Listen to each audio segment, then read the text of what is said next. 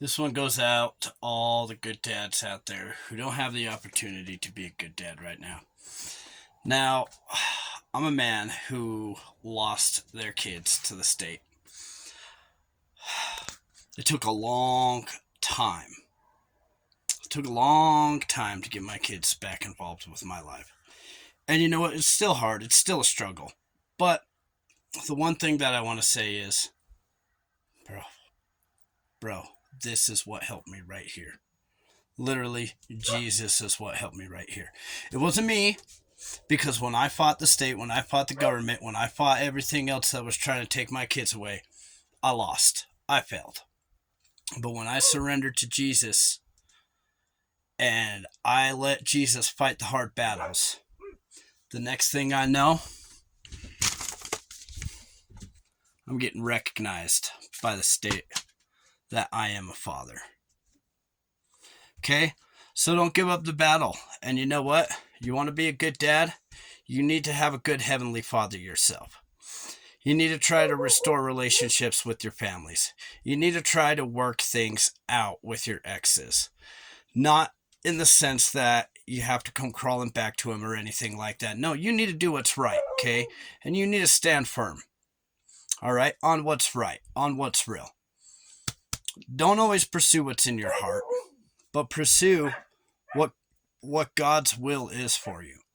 That's the most important part, okay? Pursue what's God's will for you. Okay, and then everything else it'll fall into place. Maybe you won't actually get to see it by the time your kids turn into adults. But if you pray over your kids, if you pray for protection, if you pray over their desires, what they really truly need, then there is a great possibility, a great chance that at some point, some time in their life, that they will come back to you. All right? They will desire to know who their father is. And they're going to want to see a father who tried to do their best, who was doing their best, who didn't talk ill on the other parent, who didn't put the other parent down. Because let me tell you something, and this goes for the moms and the dads out there. If you're talking ill on your other spouse, you're literally telling your children that half of them is ill. Okay? You just think about that. All the bad things that you've said about your ex, that you had relations with to create these children, you want to talk these nasty words on them, that is exactly what you're saying about your children. All right? First of all, why did you even get with your ex in the first place? Think about that. Think about the things that you loved about them. Now, those should be the things that you should mostly preach. Now, you do have to be realistic, but those are the things that you should mostly preach to your children. Yeah, my baby's mom was smart.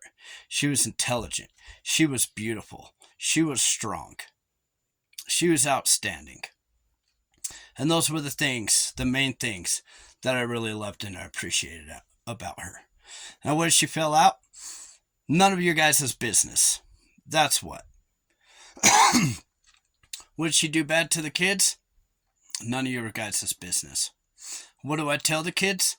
I tell them the truth, but I don't exploit it in a manner that's going to be a narcissistic tendency to try and belittle them and put myself above them. No, because I made the decision to get with them. I made the decision to breed with them.